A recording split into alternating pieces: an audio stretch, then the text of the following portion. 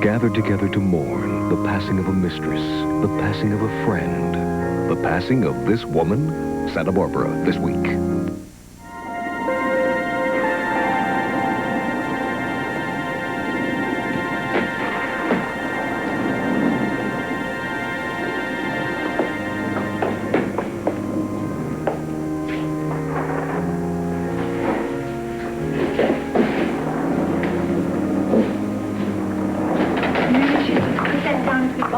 I got the strength of 10 men. I just wish it was an octopus. Let me help you with that. No thanks, Padre. Please. You see that Godfather feeling, huh, Rick? Young man, are you a member of the family? Me? Professional mourner. Oh. I've just been working on a list of Gina's good qualities. What have you been able to come up with? Well, I never actually saw her pull the wings off flies. I don't believe this. I mean, can't you guys think of something good to say about her? Anyone?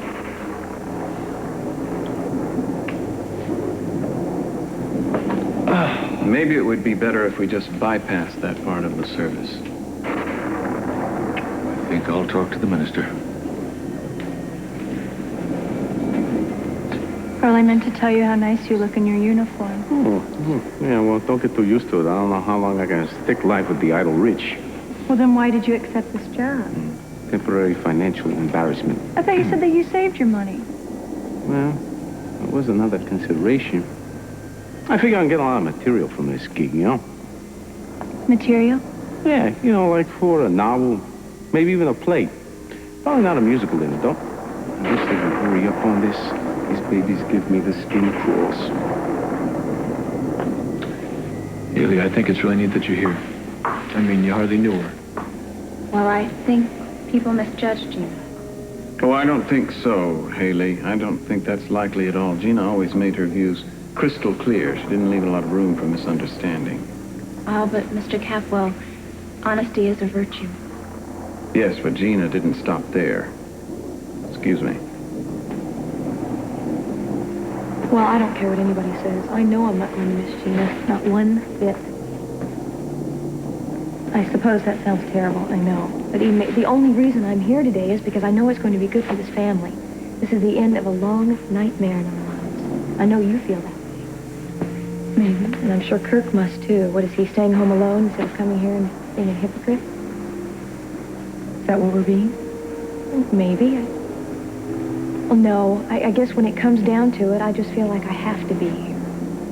But I'm surprised at you. Why? Even you, of all people, have no reason to feel an obligation to Gina's memory. No, maybe Kirk was right. Maybe we were too hard on her. The woman tried to kill you, Eden. Don't tell me you've forgotten that. No. No, I haven't.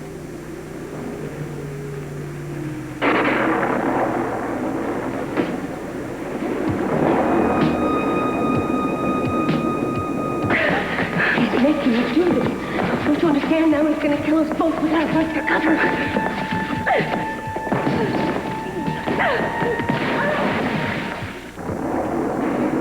Reverend, I think that due to the weather, we should expedite things and bypass the reminiscing, don't you?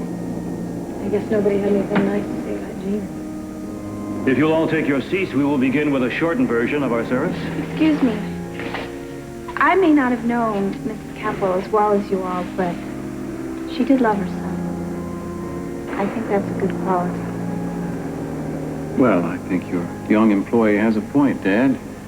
Maybe we can do this with a little style after all. Why don't we get started? Reverend, I think I may have an answer to your eulogy problem.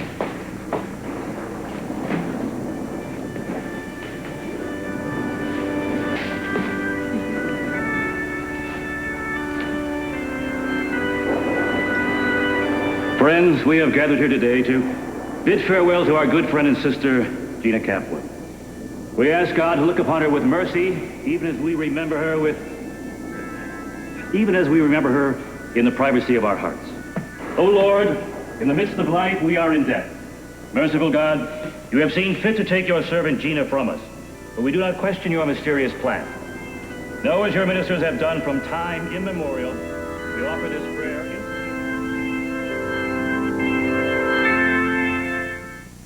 My friends, at this point in the memorial service, it's customary for family members to share their special memories of the deceased with us. I believe Mason has a few words to say.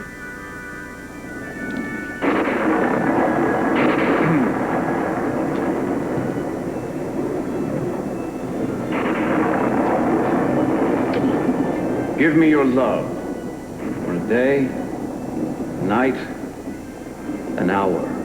The wages of sin are death, and I am willing to pay. Truly a fitting epitaph for Gina Blake DeMott Capwell. For what did she really want in life except love? Now it's true she went looking for it in all the wrong places, but who are we to judge? Let he who is among us without sin cast the first stone. No, we're not here to even old scores. We're here to pay tribute to one of the best foes the Capwell family ever had. Yeah, it's true, I have come not to bury Gina, but to praise her. But think how dull and saccharine our lives would have been without Gina. Phrase, never a dull moment, could have been invented with Gina in mind. In her own unintentional way, she did the Capwell family a great service. She gave us a chance to take our own measure. She made us stronger. She united us against her. She was a determined lady, but she didn't always get her own way.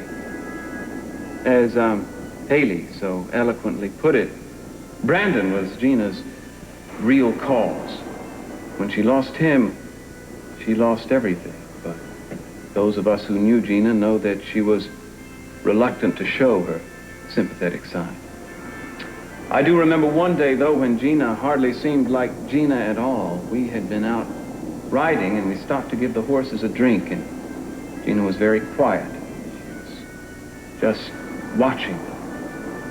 And then she said the most extraordinary thing. She said it wasn't right to ride horses, that it wasn't natural to shackle them. Then she changed her mind almost right away and said, why should animals be free if people can't be? There were tears in her eyes then, and I think it was because Gina knew that she never would really be free. And I honestly think that's all she really wanted, to be free of her demons. Well, I've told you my memory of Gina. I like to think that each of us can come up with at least one positive recollection. But then maybe I've misread. No, I remember something. Go on, Eve. A few months back, I was in the garden. I looked out the window, and Gina and Brandon were playing a game on the floor or something. And Brandon was the happiest I think I'd ever seen him. I guess that surprised me at the time. But Gina took Brandon in her arms and she hugged him. And the look on her face was like she was never going to let go.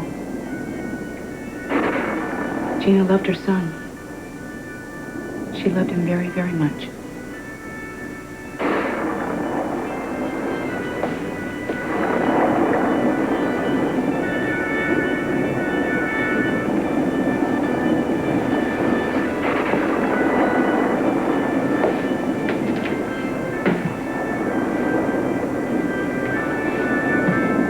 Family was very important to Gina. I didn't realize how important it was until just before we agreed to be married. And the day before we got married, I remember waking up in the middle of the night about 3 in the morning, and I came downstairs and I found Gina polishing silver. Every last stick of silver. I told her to leave it for Rosa, but she wouldn't hear of it. She had never had such fine things, and she really wanted to enjoy them. I'd like to remember Gina as she was that night. Happy, excited in a new life. Perhaps in another time, another place, our marriage would have been different. If Gina had been different, if I'd been different.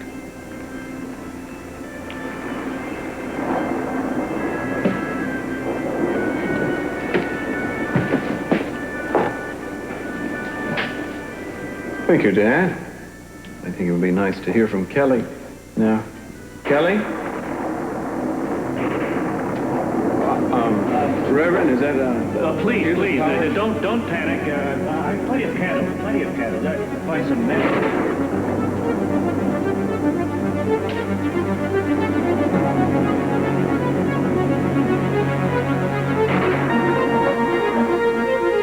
I wish I knew who that was. Who was? This woman that was sitting right back here when the lights went off. She took off. Well, you didn't recognize her? No, and I know I'm being nosy, but I was dying to know who else would be here besides us for Gina. It was probably just one of those people that go to funerals and weddings. You know the type. Yeah, you're probably right. You know, the nights like this, I mean, they're coming in off the street. Yeah. Were you scared? Just for a minute. It's rather ironic how the lights go out during her. Excuse me. Do you know if there's a Kelly Perkins here? I've got a message for her. Yeah, Kelly's right over there. I don't know. Hey, ladies. For you. Kelly? What's going on? Kelly? Please, if you'll all just take your seats, we can continue with the service.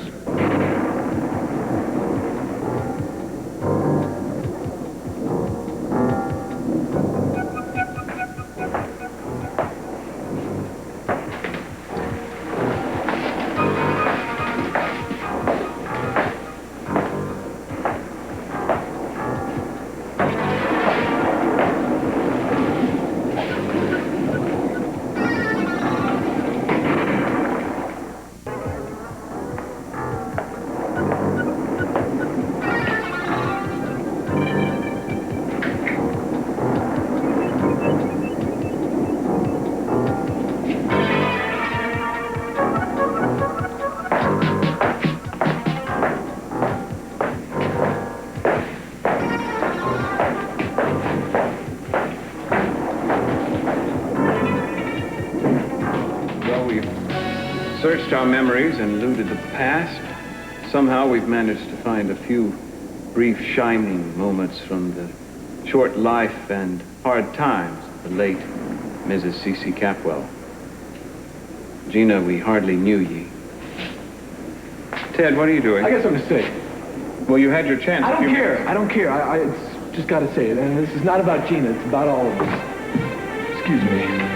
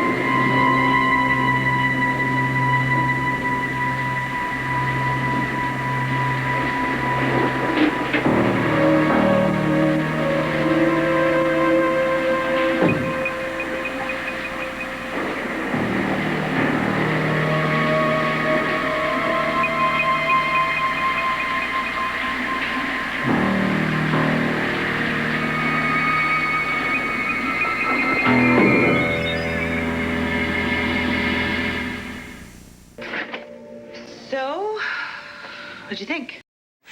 Ooh, I still have the touch.